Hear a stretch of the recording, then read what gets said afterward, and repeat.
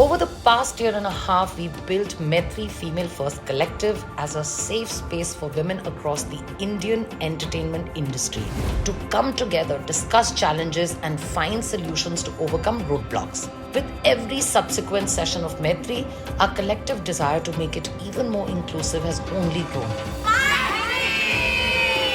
This September, we had the incredible opportunity to take Maitri International at APOS 2023, Asia's top-of-the-line event for media, telecoms, and entertainment industry. We were more than happy to grow our collective and learn about the experiences of women from various backgrounds, regions, and countries. All of these women came with years of experience and are working towards changing the dynamics for women in tech and entertainment one step at a time.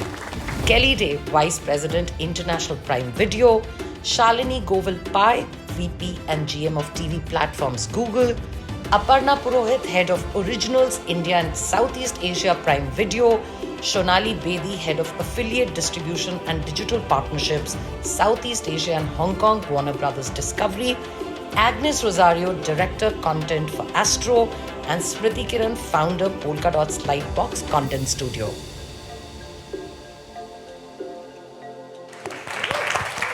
I've spoken to most of them earlier to prep for the session, and I wish I had the time to do individual masterclasses with them because their lived-in experience and their insights are just absolutely precious.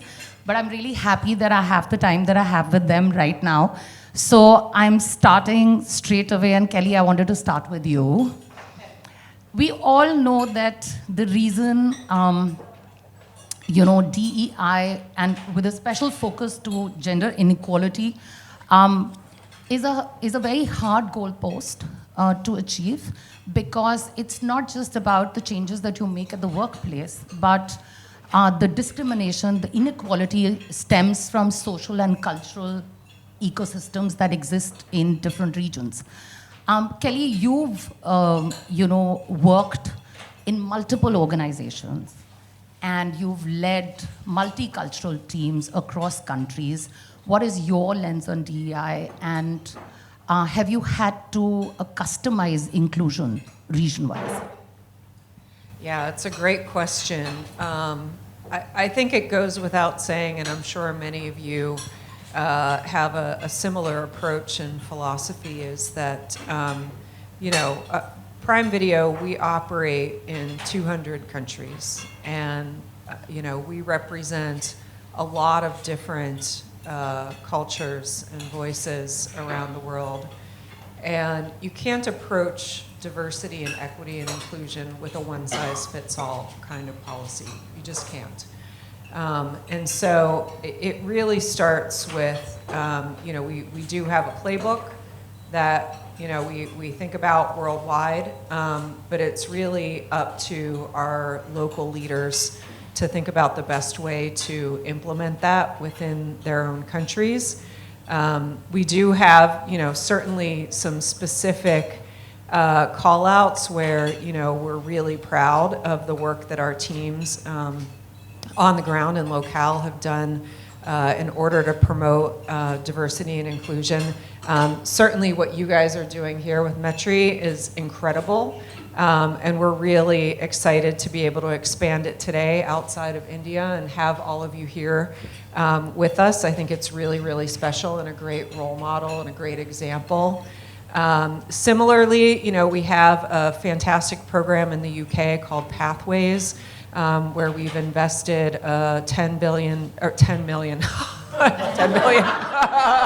Don't quote that. 10 billion. Good heavens. 10 million pounds into education and training for historically excluded communities. And that has been something that we've been very proud of. So everywhere, we're really trying to look for opportunities to be able to invest in local communities, invest in, like I said, talent that have been historically excluded from the conversation.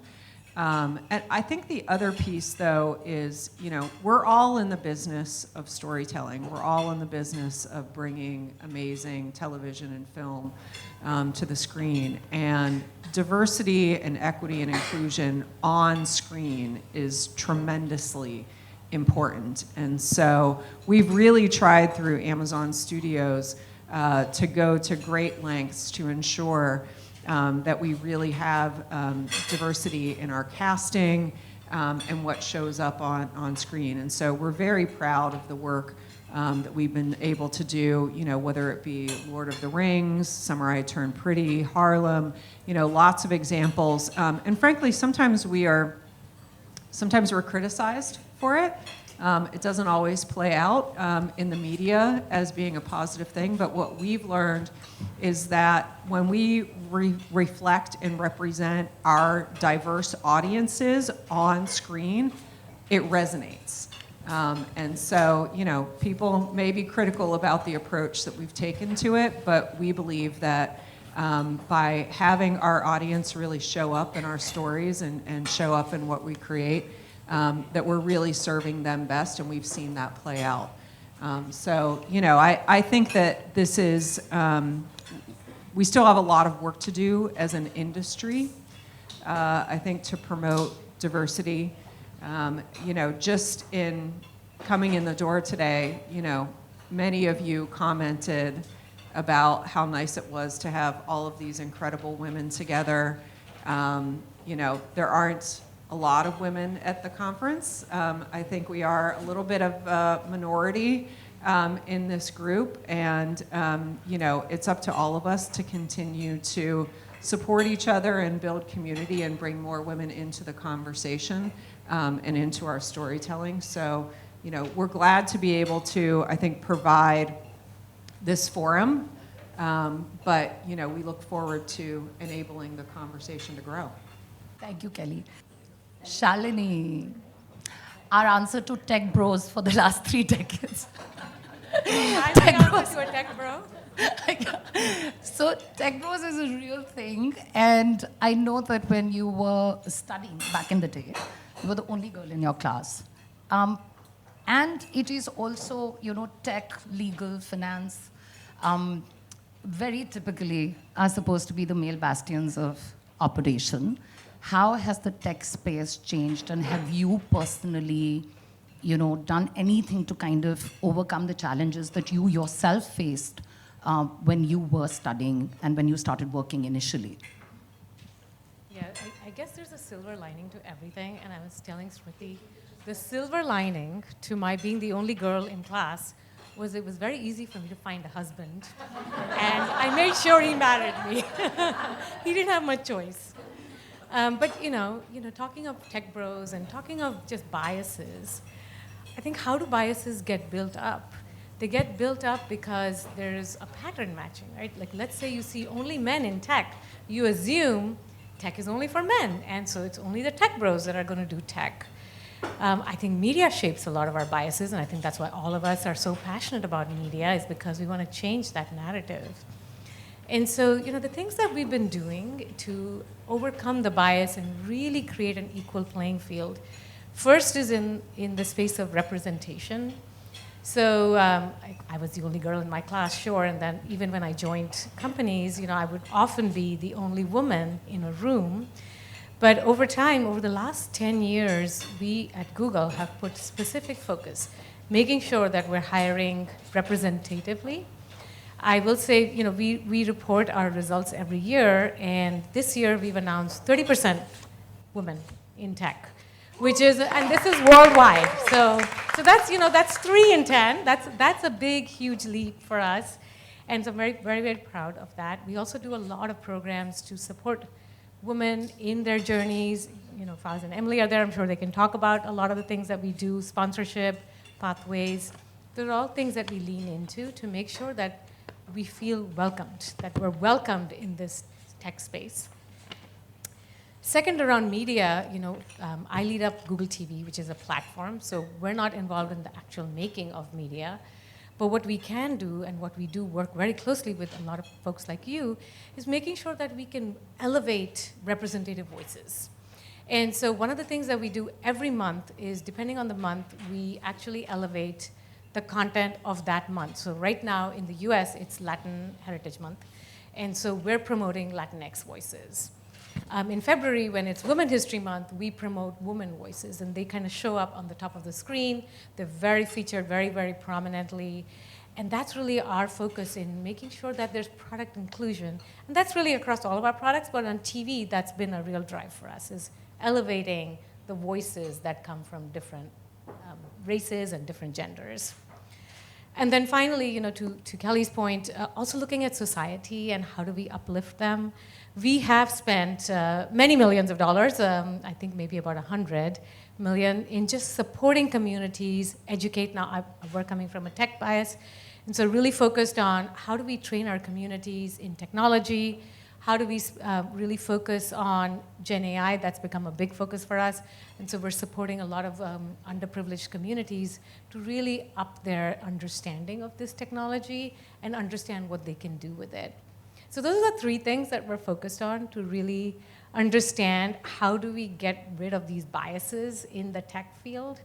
And I would leave it with, I hope that at the end of it, our focus is not to have tech bros or tech sisters, but to really have tech geeks, you know, like that's what we go after. One thing I truly believe in is that you cannot do this unless and until it's a personal mission. It's not about, guidelines or it has to be intentional, and it has to be something which is a bit of a mission. And I know, Aparna, that is the way you've approached inclusion and, everything to do with DEI that you've done in the Indian ecosystem. Would you like to speak a little bit about the things that you've done in India in terms of content, and now in your expanded role in Southeast Asia, how will you bring that into your work here? Thank you for the question, Smriti. As somebody who's been working in media and entertainment for the last 22 years now, it's been a checkered journey. It's been tough. I have faced exclusion a lot, coming up. Often excluded from conversations, often excluded from, where the stories were being discussed, as an assistant director, often excluded from outdoor shoots because, women are nuisance value. They will never share a room with anyone. They'll just go and men will fall for them. We'll have to organize toilets, etc. We're a logistical hazard. Massive. So best is to just exclude them. So it's been a tough journey.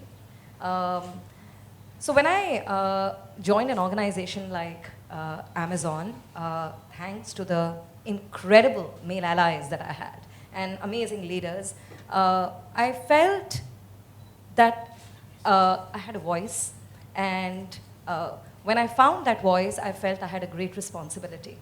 As somebody who was in a position of commissioning stories, it was massive responsibility, and diversity, equity, inclusion is so important and so needed.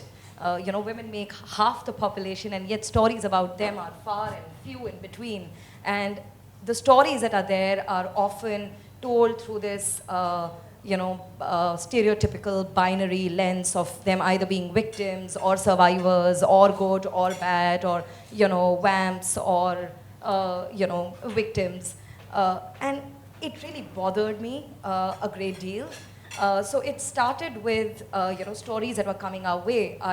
We started requesting the creators that, why don't you have women in the writers' rooms? You have, even if it's not a female-led narrative, there are women in your stories, and don't you think you need women in the writers' room? So it started with a request. We then started insisting when there was pushback, and often the response that one would get is, but we are very feminist, and my lens is very feminist. And from there it became a mandate. So we then made it a mandate that you have to have a woman, at least one woman in every writer's room if you really want a project to be greenlit at Amazon. And it was tough. It's taken us a few years, but I'm so happy to share that it's not just become like par for the course in Amazon, but across the industry. Across the industry now, everybody is insisting on having women in their writers' rooms. So that's been an incredible change. I also feel that data is really important. And one of the things that we started doing at Amazon was partnering on this research report called Overmania, because I feel like data makes the invisible visible. And when we started doing this research, to quote an example, in 2021, we had, with our partners, Ormax and Film Companion, done this research across 122 properties that were released across OTT and theatrically. We realized that the representation, even though now you see a lot more women on film sets, it was still abysmal. There were no women directors whose films had released. There were no women editors. There were no women cinematographers. There were hardly any HODs as women, and that was very, very insightful. So the other thing that we decided was that we will start talking about this data. We will start making a list of all women technicians, and every time anybody came and told us that but where are the women DOPs, where are the women editors, we'd give them the list. And we tell them that here are 30, and surely you can find one for your project. So we are now determined to have at least 30% women as HODs on all our shows. It's a long and tall order, but we are working towards it. So that's the second thing. And third, it was really important to ensure that the projects that were led by women, that were about women, that had strong women with agencies worked. Because often the narrative is that, but women-led projects or projects about women, they don't really work. So if you look at our shows, whether it is Four More Shots Please or Made in Heaven or The Har we launched recently, they've all been hits, and that's really important. So that's the other important thing that, to just talk about the success, how successful these shows are, because that will encourage more such projects getting greenlit. And finally, coming to the last part of your question about Southeast Asia, I feel that diversity, equity, inclusion looks very different in different regions. So really for me, it is, learning all over again, really understanding the cultural nuances, the specificities, really understanding the audience's taste, preferences, and really understanding what diversity means in all of these regions. I had the good fortune of spending some time, with our Thai creators 2 months back, and the one thing that I realized was that stories and good characters transcend. They transcend all boundaries and barriers of language, of ethnicity, of any sort of restrictions. When a passionate creator tells the story, the twinkle in the eye of that creator is the same. So really, we want to continue to tell very authentic, very rooted stories here that are diverse, inclusive, and equitable. So my next question is to Agnes, because when we were speaking, Agnes said that, Malaysia is very different and there's a lot of female representation, but you've done a lot of work in terms of greenlighting shows that put women in the center, not only as protagonists, but also speak about issues that really, really kind of break the mold, in terms of cultural stereotypes. Would you like to speak a little bit about that? Okay, thanks everyone for being here. I just wanted to do a little bit of an introduction to Malaysia. We have no common culture, we have no common language, we have no common religion, and add to that the complexity, no common race, sorry, and add to that the complexity of having to produce stories for women, and it just makes it for a really fun ride, I would say. So I really, really like my job. I like having all of these challenges of having to create a singing competition in 4 languages, Family Feud in 4 languages, which means I have to find 4 very, very good hosts. It's about keeping the stories real. So maybe it's not so much the DNA of Malaysia. There is a lot more to be done in the DEI space in Malaysia. But at Astro, I think it started a long time ago, and it's very much about merit. It's about always focusing on the best person for the job. Always that, and and if you keep that at your North Star, women are going to be represented. So we have 51% of our staff strength being women, 46% of our seniors team being women, which, which can improve, but that's gone up from 43% in the last couple of years. So, we'll hit 50 soon. And, the number one show in Malaysia, which is called Gegar Vaganza, has a 62% female representation in the production crew. I think there's no one from sports here, but one of the most reliant, one of the best sports operations persons in our industry is female, and she works in my team. So we've got the head of sports who's Snake, but Atul is well known to everyone. She's been with us for many years. She's really safe hands. So just going back to, how we can make a difference, I think it's very much about telling real stories. So when we work with producers and we call for pitches, that really is, truth is always stranger than fiction, right? So the real stories are the ones who've done the best for us. And I'm not saying that the outcome, they reflect what it is today, but I just want to bring up three things that we've done recently. One was coup d'etat. And coup d'etat is about a female prime minister in Malaysia. And that was not the part that was, it became a big thing in Malaysia because, wow, Malaysia, female prime minister, you're telling the story of that. But the bigger thing was that it was talking about a unity government, which at that point, when we were greenlighting the show, hadn't been formed in Malaysia. So we had to be very creative about it, and we launched the show immediately after the polls closed, so we could not be seen as being influencing the whole voting process.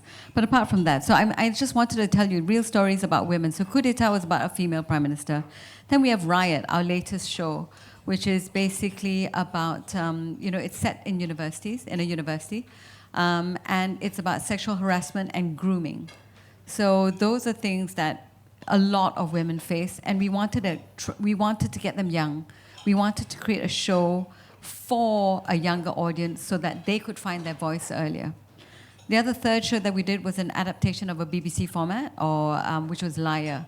That also, and the hardest thing about Liar was that we had to tell it through a Muslim lens, an Islamic lens.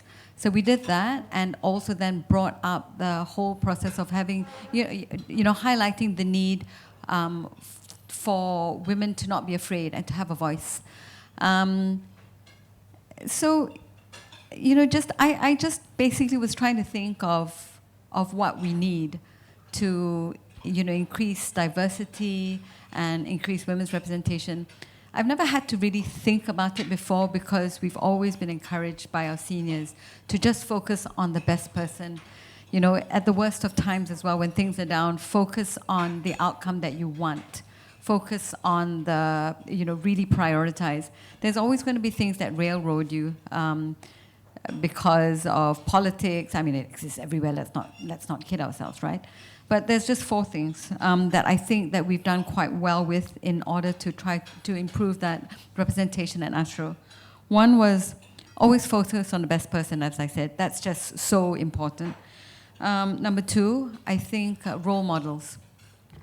I encourage other women in our organization to be role models.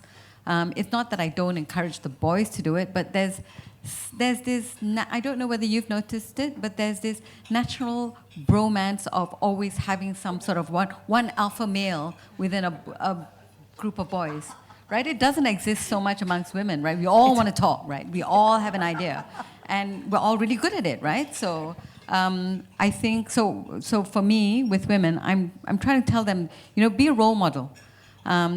Always think of who you're speaking to and the impact that you're making on someone else's life. The third would be transparency in policies and their application.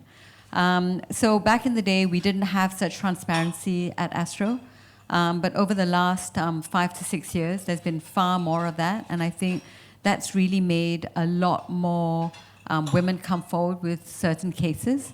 and they've seen the outcome and the impact of coming forwards where action has been taken. So it's made Astro a much safer workspace as well.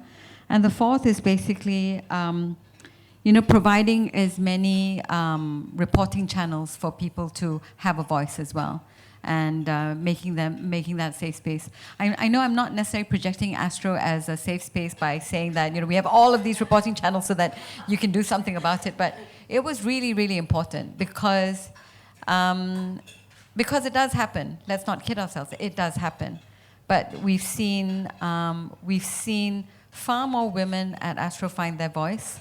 My head of the film studio is female. She took over from a guy. And since then, we've basically clawed back our box office to 55, 60% of the year in any given year. So that speaks loudly for us. I've already mentioned Atul. And the person who greenlights our shows targeted at women for our 10 p.m. block is actually a male, but he's actually very good at bringing out female stories. So, I'm just going to leave it at that. But those four things are really important in any organization, I think, to basically have that representation, a fair representation of women. Shonali, you have worked in different countries. And, tell me about your challenges, initial challenges, and how are different ecosystems that you worked in, how are they different from each other? And also, you said something very interesting when we were chatting, and you said that DEI is not just an ideology. If that doesn't appeal to you, it's very good for business. You want to elaborate on that? I like that narrative. That might appeal to a larger audience. Stealing my IP? No, look, I completely agree. I've had that experience across industries in different countries as well. Started my career in finance, set up a startup for a bit, then moved to media. And I can tell you, some of the challenges and roadblocks are the same. Across countries, across industries. A lot of these companies and countries were at a different point in the maturity cycle for diversity policies. Also, it's across a decade, so the narrative in time was different as well. But I can tell you some of those core issues still exist, and that's why we're sitting here and talking about it. One of the biggest issues you face is unconscious bias. People aren't aware that they're biased, right? And this comes from years of social conditioning, gender stereotypes, automatically judging people, right? And that lens, unless you move from that state of unconscious bias to a conscious, inclusive, I am not going to do this space, it's not going to change. And that only happens with awareness. Like if there's more conversation happening, which makes me very happy about the last few years, because the conversation has almost become a must-have, not a nice-to-have. And I say diversity is good for business because, to be honest, you want diversity of thought in any organization. And what diversity of thought are you going to have if everybody in your leadership team or in your organization is the same? Right? So it's not just two-dimensional, it's not just gender, it's not race, which is how traditionally it's been looked at. It's actually it's interconnected. It's so many layers of your identity that come together. And I think organizations are becoming more aware of it, which is great. I've had the privilege of working at global organizations. So I think I come from a place of privilege a little bit. But even then, like the fact that I have seen this happening, you can imagine in smaller organizations, in more regional companies, like it probably is, it's multifold. Global companies don't have the luxury of ignoring the topic anymore. It is just front and center. So I think unconscious bias is something that we do need to correct. And that's really important for leaders to look at, be accountable for, and also hold teams accountable for it. So that would be one thing. I think it's a big roadblock. The second thing is the narrative in our storytelling, which Aparna has talked about, like some of the stereotypes that, as a media organization, we can shape culture and we shape the narrative. If we keep feeding into these stereotypes with our storytelling, it's not going to help the situation. So I think we have to correct that as a media organization in general, and we have the power to correct it. So that's even more important. But definitely, I think diversity is good for business. It's good for the bottom line. So if it doesn't appeal to you because it's the right thing to do, companies should do it because it makes more money. I want to ask you this, and I know, thankfully, I'm a woman, so I can ask you this, because people keep on asking this question to all women leaders, how do you balance home and this thing, but I'm not asking that. I'm just saying that social constructs do exist, and you've had length and breadth of experience and navigated your professional lives. But I also want to know what the situation at home is like in terms of how have you navigated these many years of working, thriving, occupying leadership positions. Your experience would greatly, help a lot of people who work in the industry, and it is what it is. I mean, you cannot deny the fact that there are certain gender roles that are defined for us, and we, when a man goes to work and when a woman goes to work, I mean, she's probably going to work after she's told the cook what to make, if there is a cook, which is a very Indian thing. Sorry. But there are 50 things that have been navigated, and then one has reached the workplace. So I definitely would love it if each one of you just spoke to me a little bit about what that personal journey was like, while you were working and kind of thriving at work. Shalini, you want to go first, and then we'll go down the line. Well, my husband is a very good cook, so let me start with that. That helps. I think that the way to do this is really, of course, finding the right balance. And I think all of us, probably all of us in the room, can speak to the fact that, we work with our partners, and there are some times when we're very busy, we're traveling for 2 weeks nonstop, and our partner is the one who's going to cover in the home, cover for the kids, and then there are times when they are busy, and so then we cover, right? So it's really finding that balance, and the balance is such that it goes in waves. Because sometimes I find young people come to me and they'll say, oh, but this is not fair. I don't want to be doing this for these 3 weeks because I'm just, it's not fair. But it's really not about fairness. It's really finding the right balance where, let's say, for a year, your partner is the one who's very, very busy or, traveling a lot, and you're covering in the home and covering for the kids or whatever it is, the cooking. But, maybe next year the roles are reversed. And so you kind of have to find that balance. And I think for us, at least for me and my husband, that always worked really well, is just finding who is the person who's going to watch over the kids and the home, because that's non-negotiable. None of us wanted to compromise on our kids or on the home situation. So for me, that's worked very well. Number two, I would say, of course, finding help. So if you can, and if you have the privilege, which I want to acknowledge not everyone does, but if you do have the privilege to find someone to outsource some of the help to, cooking, washing, we have to do our own laundry, but if you can find someone to do it, that's great. So I think outsourcing is number two. And then number three, at least for me, I was never hung up that, oh my gosh, my career has to race at 120 miles per hour every single moment, and I'm not going to get to where I want to get to if I don't do that. And what I mean by that is, if you've ever seen the movie Cars, which, I was at Pixar for many years, and so Cars is one of my all-time favorites.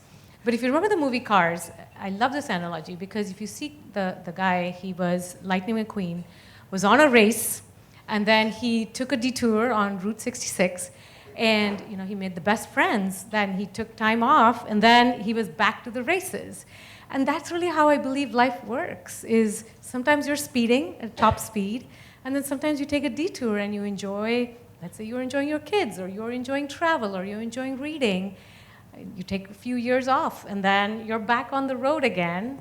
I mean, all of us are going to be working, honestly, till we're 75. And so in my mind, there is absolutely no rush either. So when my daughter was born, I was working on A Bug's Life at Pixar, and she was born. I'll tell you that 10 of us had babies at that time, and you know how production life is. It's crazy. You all are part of it. But we had her name in the credits, so that was a big glowing moment for her. And right after the movie, I took 2 years off. So I took 2 years off with my daughter, and I took 6 months off with my son, and those were the best moments of my life. And so I feel also just remembering that, you don't have to be full speed all the time. If it works for you, take a detour, have fun, and you can get right back on. Kelly? So one of the great pieces of advice that I got pretty early on was, if you choose to have a partner and have a family, not everybody chooses to, and that's a great choice too. But if you choose to, who you pick as your partner is probably one of the most important decisions you'll ever make in your life, beyond the obvious reasons. You know, for your career, it does have a really big impact over the long run. So in our household, our gender roles are pretty reversed. My husband has stayed home with the kids since they were born. I obviously have worked for many years. He does all the cooking. I do the grilling, you know, so except for watching football, which is purely his thing, you know, our gender roles are pretty reversed in our house, and they have been for our entire 22-year marriage.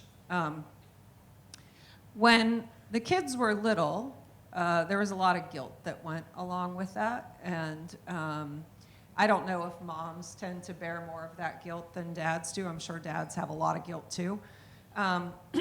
But I had a lot of guilt because I always traveled a lot, and you know, there were a lot of moments, especially when the kids were little, where, you know, one of them would be like holding on to my leg and crying as I was leaving on a trip, and when are you coming back, and things like that. And it breaks your heart. I mean, you know, you think to yourself many times, like, oh my God, what am I doing? Like, why am I doing this? Is this really worth it?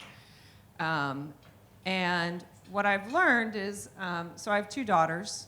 The oldest one is 18. She just left for college, and my younger one is 16. So, you know, you have the hindsight now of their, like, more or less, like, grown up, pretty much on the cusp of adulthood. And now I have the benefit of seeing how our gender roles have really shaped how they approach life, and I think especially when you're raising girls, the kind of role models and things that you set for them. You know, they spent most of their lives thinking that, yeah, of course moms work, and yeah, of course dads cook. You know, I'm a terrible cook. My husband's much better than me. And it's really shaped their view about things. Now, we'll see what kind of choices they make as they go into adulthood, and navigate their own careers and relationships and things like that. But, you know, they are like strong, independent, kind of badass women, and I'm super proud of them. So I feel like it was kind of worth it in the end. Yeah. Aparna. I think both of them have articulated it so well. It's a little bit of give and take. You know, you get some and you lose some in the process. I don't have kids, but I have elderly parents, and you know, you deal with that guilt all the time, and sometimes you're very, very harsh, and you want to do everything. So one of the things that I'm learning still is to be just a little bit kinder to oneself. It's very important because you're so harsh to yourself sometimes, and that's not cool. And the second thing is that your reality is not your colleague's reality, and you have to be so mindful of that, because there are other women in my team, and they're mostly women in my team, you know, they have children, they have lives that are very, very different, and I have to be open and empathetic about it. And I am a you know, insomniac, and I like to work at nights, but not others do, and they have, you know, kids to send to school in the mornings, and they like to go to bed early, and I have to be respectful about it. So I think over years I've also learned to be a lot more patient and a good listener, I think, and more empathy, really. And sorry, I just wanted to add one more thing. It's so important to have a great support system. It could be your friends, your family. It's very, very important to have that. Just pick you up. I think I still have a lot of guilt from missing a lot of their primary school years, because I was traveling a lot more and just working long hours. I spent a lot of my life quite sleep deprived. I'm probably still a little sleep deprived today, so that doesn't go away. I think I was very blessed by having a partner who was a bit more organized than I was. not a bit more, quite a lot more organized than I was, because I needed help. I really needed help. I wanted to do it all, and I thought, and not so much, I just felt so much guilt about not doing it all, filling in all of those stereotypes. And then I had a good friend who just looked at me and she started laughing. And she went like, "You're mad. You know, give up the passports when you travel. Let him do that. Let him do that." I'm like, "But I can't." And eventually I just learned to let go. And it made us both a lot happier. And it made the kids a lot happier because they didn't have like angry mom around all the time in photos or anywhere else. Or, you know, so I just had to learn to let go. I really don't have very much advice, but try to have a lot less guilt, and just get help. You know, outsourcing, I'm with you 100%. I even outsourced to my mother, so you know, my mom is fantastic. She's helped so much. So there it is. Shonali. So I'm where probably Kelly was a decade ago. I have a 2 and a 6-year-old. So I'm bang in the middle of all of that guilt. But look, the first few years of any kid's life is difficult on the parents, both mom and dad, particularly for women because of all the social stereotypes and, you know, social conditioning, the gender roles that you grow up looking at or being aware of. So it was difficult. I have a great support system, so completely agree with Agnes on that. You have to have it. Parents, grandparents, you know, my in-laws come when I have to travel sometimes on long trips. My husband and I never travel together, so, you know, you have to lean in on those pockets and not be shy of asking for help when you need it. I think I love the change that has happened recently about paternity policy. I mean, if you really want more women not to take a break, and not to say taking a break is a bad thing, it's just that a lot of women, you see high attrition rates after women have kids and across industries.